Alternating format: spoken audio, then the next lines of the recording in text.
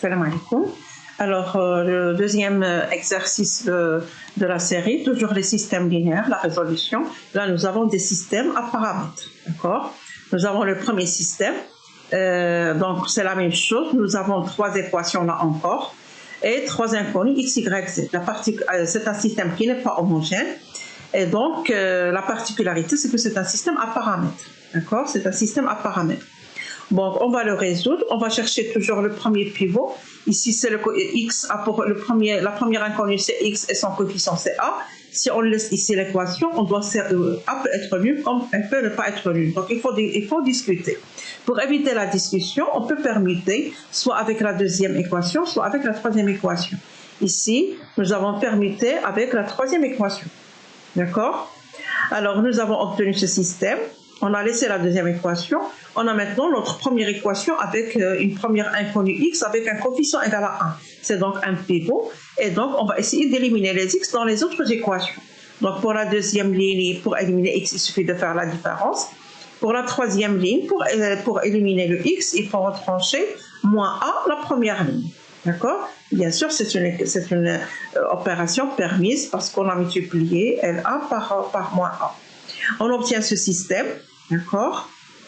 Et on a maintenant, c'est un début d'échelonnage, on n'a plus de x, on va chercher est-ce que y est un pivot. Ici, nous avons a moins 1, y, etc. Donc, qu'est-ce qu'on va faire? On a ajouté, on a remplacé la troisième ligne par la troisième plus la deuxième. D'accord? On peut le faire sans avoir à discuter. Parce qu'ici, si on laisse le a moins 1, on est amené à discuter. Donc, au lieu de discuter, on peut éliminer le y ici. On n'a pas besoin de discuter. On obtient ce système. Il n'y a plus de y dans la troisième équation et on obtient ce système qui est échelonné. D'accord? Il est échelonné. Bien sûr, le a-1 peut être nul, le a plus 2, etc. On va discuter. Alors, comment on va discuter? Premier cas, si a égale à moins 2. Si a égale à moins 2, qu'est-ce qu'on peut dire ici? Que devient la troisième équation? A égale à moins 2, on va obtenir ici 0. Donc ici, il va être égal à 0, égal a égale à moins 2. On a moins 2 plus a, ça fait moins 1. Moins 1, ça fait plus 1. On obtient 0 égale 1 plus b carré. Mais 1 plus b carré ne s'annule pas dans R, on le sait, parce que son discriminant est négatif. Donc, on ne peut pas avoir 1 plus b carré égale 0. C'est une équation impossible. Et donc, le système est incompatible. Et donc, l'ensemble des solutions est vide dans ce cas. On passe au deuxième cas, a égale 1. Le système devient, si on remplace a par 1 dans le système, on va obtenir la troisième équation devient 0 égale 1 plus b moins 2b carré. L'équation précédente devient 0 égale b moins b carré parce qu'en remplaçant a par 1. Et la première équation, toujours en remplaçant a par 1, devient x plus y plus z égale b carré. D'accord? Ici, on peut factoriser. On obtient le système x plus y plus z égale b carré. 0 égale b facteur de 1 moins b. Et 0 égale 1 moins b facteur de 1 plus 2b. D'accord? Et là encore, ça va dépendre de b. Si b égale 1, c'est sûr que le système va devenir 0 égale 0 pour la deuxième et la troisième équation. Et donc, il est bien sûr échelonné. On a combien de pivots? On a un seul pivot qui nous donne que x est principal. Et donc, y et z ne contiennent pas de pivot. Ça veut dire qu'ils vont être arbitraires. Et donc, quel est l'ensemble des solutions? L'ensemble des solutions pour b égale 1, je ne vais pas remplacer ici b par 1, mais je dois le faire. On va obtenir ici 1. On va obtenir x égale 1 moins y moins z qui sont des inconnus arbitraires. Y est arbitraire, z est arbitraire. Donc, on va laisser y et z appartenant à R. Ceci pour le cas b égale à 1. Si b est différent de 1, le 1 moins b est différent de 0. Donc, pour avoir ici une équation compatible, une équation possible, il faut que le b soit égal à 1. Il faut que le b soit égal à 0. Mais si le b est égal à 0, la dernière équation, 1 moins b étant différent de 0, si on prend b égale 0, ça donne 1. Et donc 0 égale 1, c'est une équation impossible. Donc lorsque b est différent de 1, le système est incompatible et donc l'ensemble des solutions égale au vide. Si il reste le cas, le troisième cas, a différent de 1 et a différent de moins 2. Le système, c'est celui-là. Et donc, a différent de 1, a différent de moins 2, ça veut dire que on va obtenir des pivots. On va obtenir combien de pivots? On va obtenir 3 pivots. Et puisqu'on a 3 inconnus, ça veut dire que l'on a une solution unique.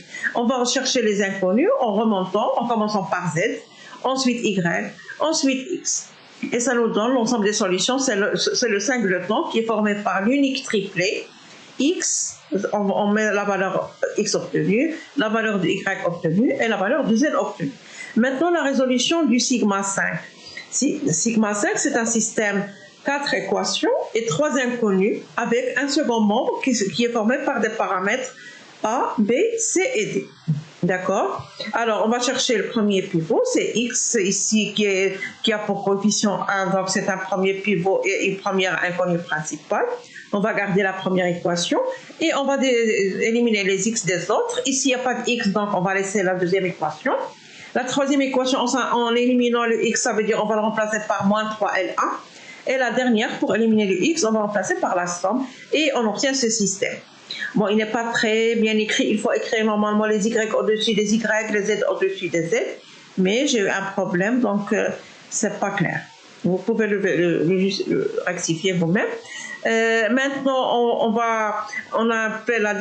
remplace la troisième ligne par la troisième et la deuxième, et on a simplifié, on a éliminé le Y de cette équation, et ça nous donne cette équation. Bon, le système, il est échelonné, parce que la première équation contient X, la deuxième équation ne contient que Y, et la troisième contient qu'après Z, donc qu'à partir de Z, et la dernière équation ne contient ni X, ni Y, ni Z. Donc on va obtenir, ça c'est une forme échelonnée, et donc on va discuter. Comment on va discuter? Quel est le premier cas? C'est lorsque D plus A est différent de 0. Bien sûr, si D plus A est différent de 0, on obtient une équation impossible qui nous donne un système incompatible, c'est-à-dire un ensemble de solutions égale vide. Deuxième cas, si D plus A égale à 0, le système devient 0 égale 0 pour la dernière équation, et donc on va avoir ici des pivots qui sont 1 pour X, 1 pour Y, moins 6 pour Z, c'est ce qui nous donne 3 pivots, et puisqu'on a 3 inconnus, ça nous donne une solution unique.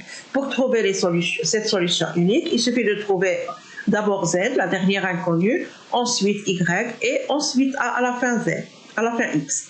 On remonte, donc en commençant par Z, on trouve Z égale, Y égale, X égale, et on conclut que l'ensemble des solutions, c'est le singleton formé par le triplet unique. X a pour expression ceci, Y et Z. Voilà pour l'exercice 2. D'accord?